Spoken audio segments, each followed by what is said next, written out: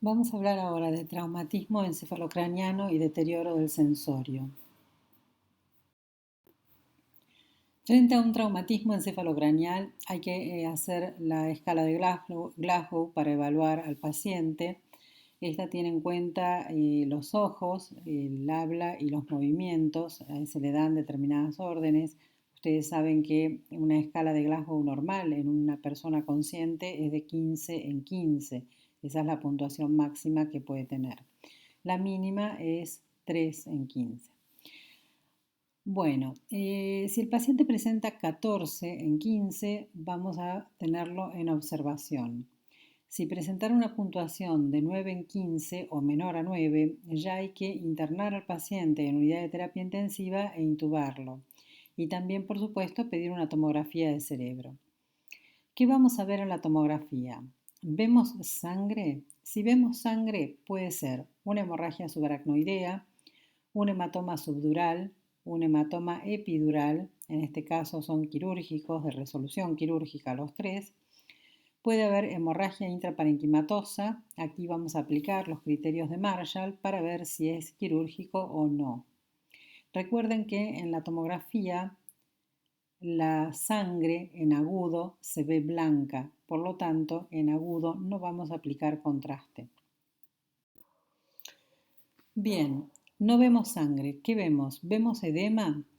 Vemos edema cuando hay alguna lesión que pueda tener un edema perilesional y ahí vemos si desplaza la línea media, si hace colapso de algún ventrículo.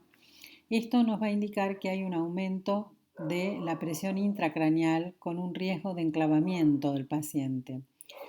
La conducta a seguir es que hay que desplaquetar. Lo que podemos hacer es colocar una sonda en el ventrículo para medir la PIC y evacuar hasta 1 centímetro de líquido cefalorraquídeo y si no desciende la presión intracraneal, entonces desplaquetamos. Con respecto a la hemorragia subaracnoidea y a la hemorragia intraparenquimatosa, tenemos distintas escalas y criterios para evaluar.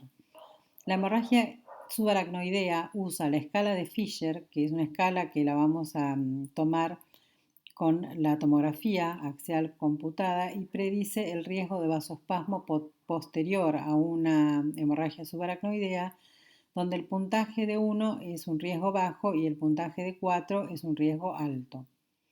En el caso de la escala de Hanty-Hess para hemorragia subaracnoidea es una escala clínica que predice la mortalidad del paciente. 1 es mínima y 5 es alta.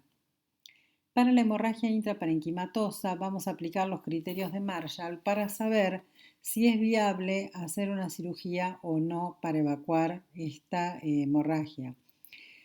Los criterios son una hemorragia mayor a 25 centímetros cúbicos o con desvío de la línea media mayor a 2 centímetros o cuando hay colapso ventricular. Pasamos a lo que es deterioro de sensorio. Dentro del deterioro del sensorio vamos a estimular al paciente para ver si responde o no responde. Puede ser que el paciente no responda o que responda pero responda mal. Si el paciente no responde, tomamos los signos vitales. Si no tiene pulso, es un paro cardiorrespiratorio, hacemos RCP y llevamos al paciente a hemodinamia. Si tiene un pulso desigual, hacemos también una descompensación hemodinámica que va a requerir hemodinamia. Es decir, este es el diagnóstico que vamos a hacer con un paciente que no responde y que tiene un pulso desigual.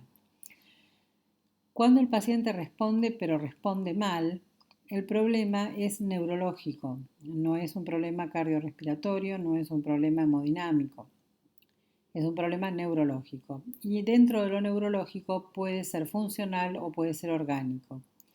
Cuando es funcional puede ser por intoxicaciones o puede ser un problema emocional. Cuando es orgánico, vamos a ver si el paciente cursa alguna cefalea intensa o si hay un foco motor. Paciente que responde mal, dijimos que era un paciente con un problema neurológico. Cuando es funcional, hay dos tipos de intoxicaciones, intoxicación exógena y endógena. La exógena puede ser por alcohol, opiáceos, benzodiazepinas u otras drogas y se pueden hacer dos test, el de naloxona y el de flumacenilo. Cuando hay intoxicación endógena, puede ser por hipo o hiperglucemia y otros trastornos metabólicos como hipernatremia, etc. Y lo que vamos a hacer es un glucotest y un laboratorio completo con gases en sangre.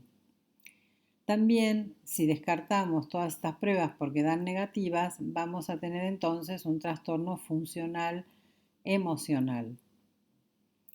Por otro lado, si no es funcional y es orgánico, vamos a buscar signos de foco motor o si el paciente cursa con cefalea. Si el paciente cursa con cefalea, puede tratarse de una meningitis, ahí hay hipertensión endocranial, hay que hacer una punción lumbar y una tomografía. Los signos de un cuadro o síndrome meningio son muy claros. Puede tratarse también, si no es una meningitis, de una hemorragia subaracnoidea. Allí lo que vamos a ver en la tomografía es la sangre. Recuerden que la sangre en agudo se ve blanca, por eso hacemos un TAC sin contraste. Y se puede hacer también una angiotomografía para embolizar el sangrado. Si no es nada de esto, puede tratarse de una migraña. En este caso, la tomografía y la punción lumbar nos van a dar normales.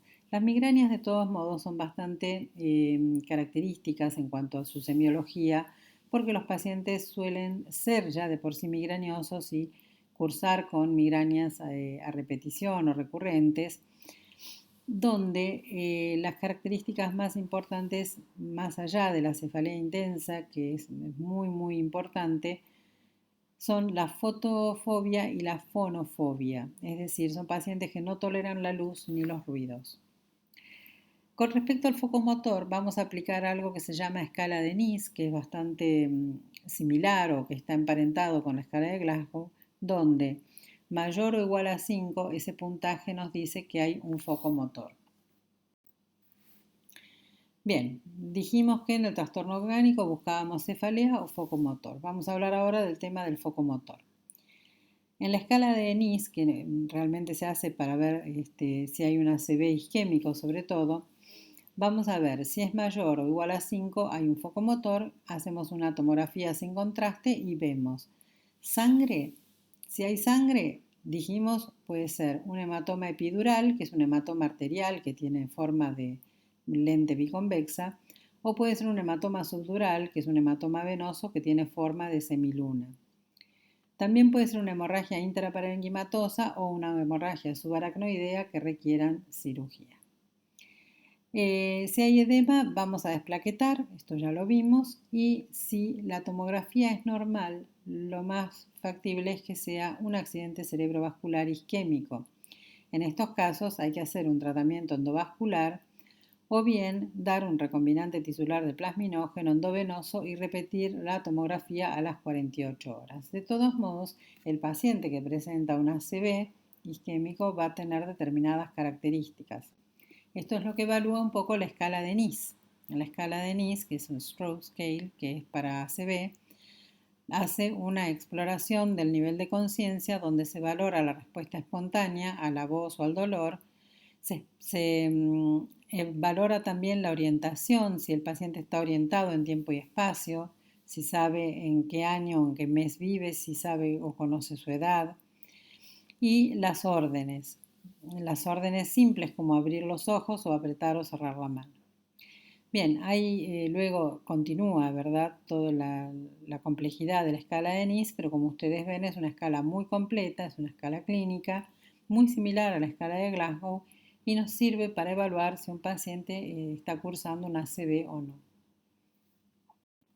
Muchas gracias.